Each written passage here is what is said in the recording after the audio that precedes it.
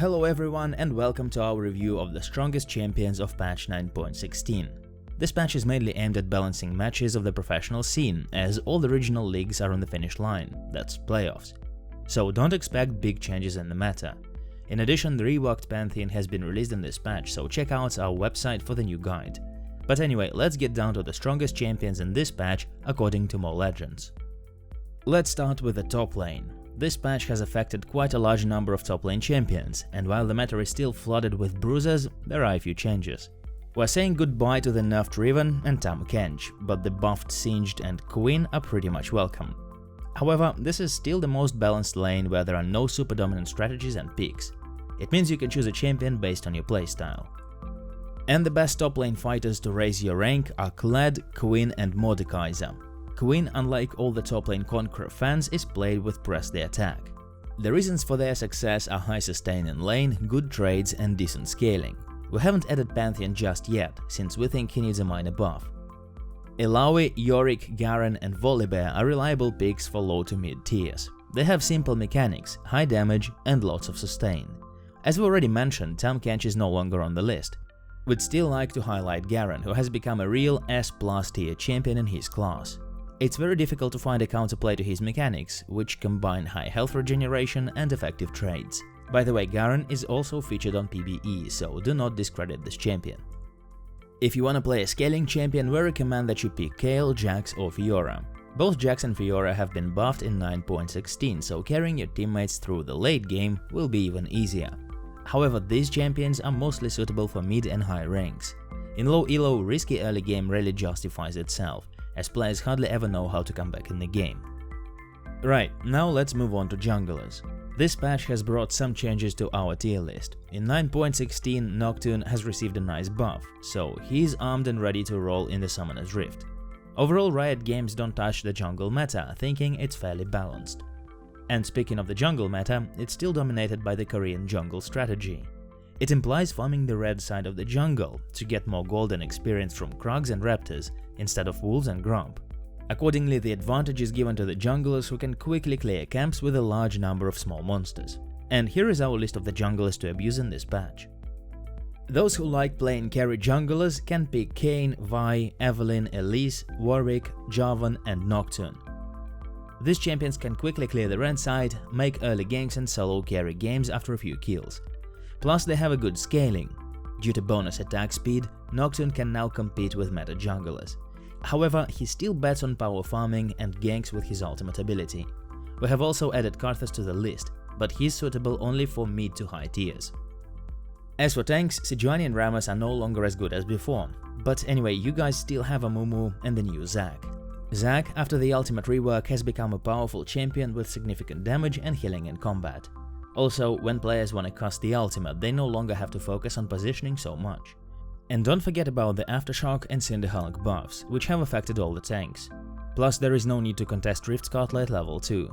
Besides, the meta is favoring hyper carries, and hyper carries in the frontline. Well, and a few aggressive junglers on our list: Volibear, Hecarim and the recently buffed Udyr. These champions are still strong in low to mid ranks.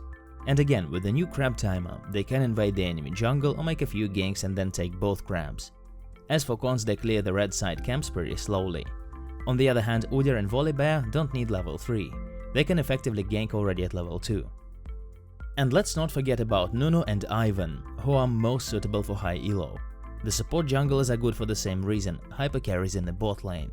They are impossible to get rid of in the jungle, they have good clear and high teamfight potential. If you prefer support so you get auto field, you know who to pick. Next, mid lane. For quite a long time, the mid lane meta has been in stagnation, and the variety of champions here isn't that huge. The reason is that professional players pick Corki, Azir and various bruisers, who are hard to implement in solo queue, especially after the nerfs. This week, LeBlanc breaks into our top tier list, opening the way for other assassins. At the moment, Morgana and Lux are the best pick mages in low to mid ranks. The lack of aggressive early game junglers makes their laning phase relatively safe. They easily push the lane and start roaming, looking for kills in the other lanes. These champions are very good at teamfights too. However, they can't carry games alone but perform as utility mages, who support the main carry. Mordekaiser, Malzahar and Vel'Koz still dominate the cluster of teamfight mages. This week Xerath joins them for mid lane slaughter, while Ziggs still lacks some power to make it to our list. These champions are mages with high damage per second.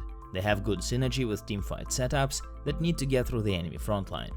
Just like the pick mages, they can quickly push the lane and gank a side lane with their jungler or support. As for assassins, there is a huge variety to choose from. Ahri, Zed, Talon, Fizz, Kassadin, Yasuo, Kiana, Katarina and the buffed LeBlanc. The high burst damage, mobility, effective roams – these are all the reasons why they are so popular.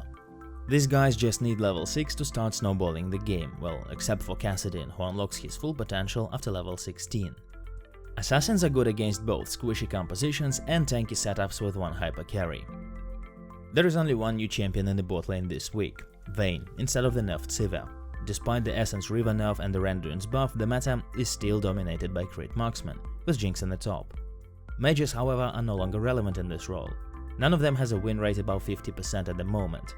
Some bruisers are trying to find their place in the bot lane, but they aren't strong enough to become S-tier members. The marksman tier hasn't changed much compared to the previous patch. Jinx, Xayah, Ashe, Jhin and now Vayne are very strong due to the systematic strengthening of crit strike items and peel supports. Crit marksmen reach their power peaks too fast and become almost unstoppable after that. Draven is also a good pick for snowballing the lane.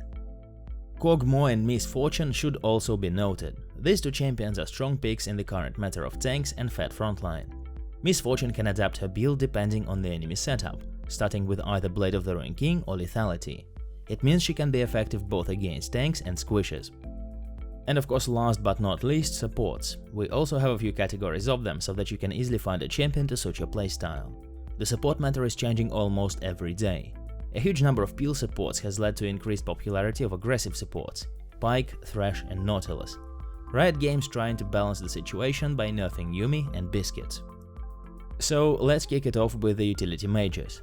After the latest nerf, we had to exclude Yuumi from our list. Now her place is taken by Rakan, whose popularity is rising due to Xayah's win rate.